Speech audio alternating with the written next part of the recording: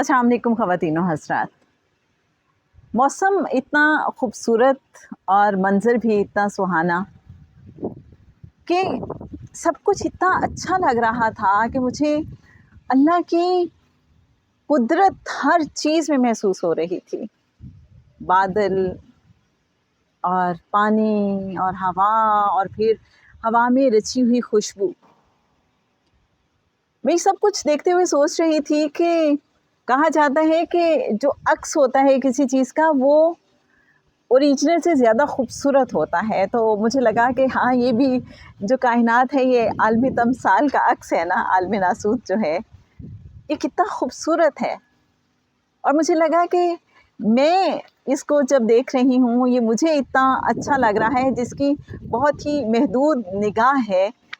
تو جو اہل باطن ہیں جو اس کائنات کو کسی اور ہی نظر سے کسی اور ہی اینگل سے دیکھتے ہوں گے, اپنی ظاہری آنکھ سے بھی, دل کی آنکھ سے بھی, روح کی آنکھ سے بھی, ان کو یہ کائنات کیسی لگتی ہوگی. اللہ کی قدرت کی نشانیاں کیسے کیسے سمجھ آتی ہوں گی. اتنی خوبصورت جو کائنات ہے تو اس کا خالق کتنا پیارا ہوگا. اور وہ اس کا پیارا ہونا, اس کا مہربان ہونا ہم ہر ایک سانس کے ساتھ محسوس کر سکتے ہیں اور کرتے ہیں. obviously ہم پریکٹس کرتے ہیں اس کو. اور پھر جب سورج ڈوب رہا تھا تو میں سوچ رہی تھی کہ زندگی کا سورج بھی ایک روز اسی طرح سے ہمارا ڈوب جاتا ہے. ایسا ہے نا, ہماری زندگی النہار ہے. اہل باطن بتاتے ہیں ایک دن آپ سمجھ لیں النہار, اور جیسے سورج طلوع ہوتا ہے ہماری زندگی کا الشمس, اور وہ ٹریول کرتا ہے, اسی طرح سے ہماری زندگی بھی گریجولی ٹریول کرتی جاتی ہے. جیسے پھر سورج عروج پہ جاتا ہے, پھر زوال کی طرف آتا ہے اور پھر گریجولی ڈوب جاتا ہے. تو ہم انسان جو ہیں ہماری زندگی کا سورج بھی عروج پہ جاتا ہے. ہم اپنی جوانی گزارتے ہیں اور ہمارے جو خواب ہیں وہ بھی بہت اونچے اونچے ہوتے ہیں. ایک وقت آتا ہے ہمیں لگتا ہے کہ جی بس یہ جو دنیا ہے یہ تو ہماری مٹھی میں ہے, اور یوں لگتا ہے ہم ایک قدم بڑھائیں گے اور دنیا کو فتح کر لیں گے. شاید جوانی کا نشہ ہوتا ہے. اس وقت صلاحیتیں, قابلیتیں, اور مجھے لگتا ہے سب سے بڑی بات خواب. اور پھر یہ بھی لگتا ہے کہ یہ وہ وقت ہوتا ہے کہ جب ہم ابھی اتنے زیادہ حقیقت شناس ہوتے نہیں ہیں لیکن سمجھتے ہیں کہ حقیقت شناس ہیں, ہمیں بہت پتہ چل گیا ہے. تو پھر جوانی, زندگی کا جو الشمس ہے وہ عروج پہ ہوتا ہے, پھر آہستہ آہستہ زوال آنا شروع ہو جاتا ہے. ہمارے جو اپنے اعضاء ہیں دیکھیں وہ بھی ڈیٹیریوریٹ ہونا شروع ہو جاتے ہیں, ہم میں وہ طاقت نہیں رہتی جو پہلے تھی. لیکن یہ ہے کہ وقت کے ساتھ ساتھ ہو سکتا ہے کہ ہماری جو استعداد ہے اس میں اضافہ ہو جائے, ہماری صلاحیتوں میں اضافہ ہو جائے, ہم پالش ہوتے چلے جائیں, اور جو عقل و فہم ہے وہ بڑھ جائے, سمجھداری میں اضافہ ہو جائے.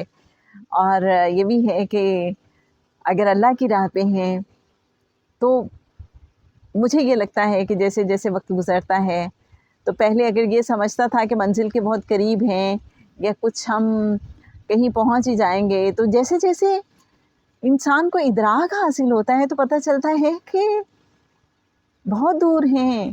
جیسے جیسے آگے بڑھتے ہیں ویسے ویسے اور دوری محسوس ہوتی ہے, ان دا سینس کہ انسان کو لگتا ہے میں تو کچھ جانتا ہی نہیں, مجھے تو کچھ پتہ ہی نہیں ہے.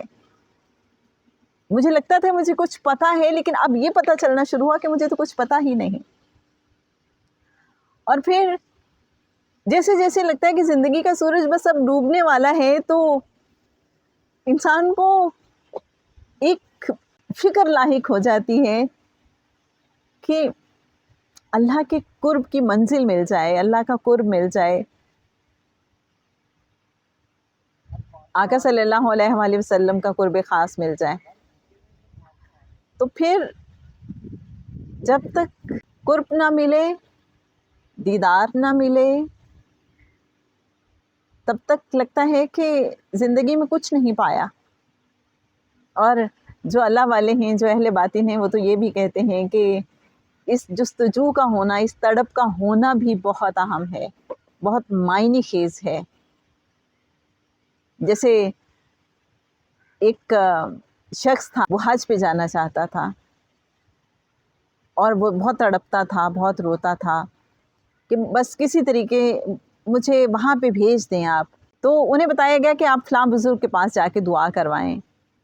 جب وہ ان بزرگ کے پاس گئے اور اس بندے کی تڑپ دیکھی تو انہوں نے کہا میں نے 14 حج کیے ہیں، تم ایسا کرو کہ وہ 14 حج لے لو اور یہ تڑپ مجھے دے دو۔ تڑپ اور کیفیت بہت ضروری ہے۔ مجھے ایک اللہ والے ہیں، اہل باطن، ان کی بات یاد آ جاتی ہے کہ یہ جو تڑپ ہوتی ہے یہی سمجھ لیں حاصل ہے، تڑپتے رہنا اس کی یاد میں اور اس کے ہجر میں، اس کے فراق میں، اس کو محسوس کر کے مجھے فتح الموصلی یاد آ گئے ہیں۔ وہ بہت روتے تھے، اللہ کے ہجر میں روتے تھے، اور بعض اوقات اتنا روتے تھے کہ خون کے آنسو جاری ہو جاتے تھے ان کی آنکھوں سے۔ جب ان کا وصال ہوا تو اللہ نے ان سے پوچھا کہ اے فتح الموصلی اتنا روتے کیوں تھے؟ تو اللہ تو خوب جانتا ہے، لیکن وہ بندے سے سننا چاہتا ہے اس کے دل کا حال۔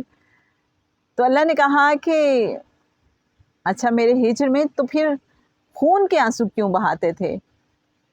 تو فتح الموصلی نے جواب دیا کہ جب مجھے محسوس ہوتا تھا کہ پتہ نہیں میرا رونا تیری بارگاہ میں قبول بھی ہے یا نہیں، تو پھر خون کے آنسو میری آنکھیں بہاتی تھیں۔ اللہ نے کہا 40 سال تک تیرا نامہ اعمال میری بارگاہ میں پیش ہوتا رہا، اور ان میں سے ایک دن بھی ایسا نہیں تھا کہ جب اس میں کوئی گناہ لکھا ہوا ہو۔ تو میں سوچ رہی تھی کہ آپ دیکھیں کہ جو اتنے نیک، اتنے متقی ہوں کہ ان کے نامہ اعمال میں 40 سال تک کوئی گناہ نہ ہو، وہ پھر بھی تڑپتے رہیں، روتے رہیں کہ پتہ نہیں اللہ کی بارگاہ میں میری یہ آہوزاری، میرا یہ رونا گڑ گڑانا قبول بھی ہے یا نہیں۔ جو اللہ سے جتنا قریب جاتا ہے مجھے لگتا ہے اتنا زیادہ تڑپتا ہے، اس کی عاجزی میں بھی اتنا ہی زیادہ اضافہ ہوتا ہے۔ اور پھر جیسے جیسے وقت قریب آتا جاتا ہے، زندگی کا الشمس ڈوبنے کے قریب آتا ہے، تو انسان کو ایک فکر لاحق ہو جاتی ہے کہ ابھی تو میں نے کچھ پایا بھی نہیں، ابھی تو مجھے کوئی کنفرمیشن بھی نہیں آئی۔ تو اللہ کرے کہ ہم سب کی زندگی کا سورج جب ڈوبے تو اس طرح سے ہو کہ یہاں والے بھی رش کریں، اور جب ہم آگے جائیں تو وہاں پہ بھی ایسا ویلکم ملے کہ ہم کہیں اللہ موجیں کرا دیں۔ جیسے ابھی دیکھیں بارش شروع ہو گئی ہے۔ ویسے یہ کہا جاتا ہے کہ بعض اوقات جب آپ بات کر رہے ہوتے ہیں اور بارش شروع ہو جائے تو یہ بھی کوئی کنفرمیشن ہوتی ہے۔ بہرحال یہ تو اپنے دل کو بہلانے کی باتیں ہیں، دل کے بہلانے کو غالب یہ خیال اچھا ہے۔ لیکن دیکھیں موسم کی جو میں نے آپ سے بات کی تھی، کس قدر حسین منظر اور اللہ کی رحمت۔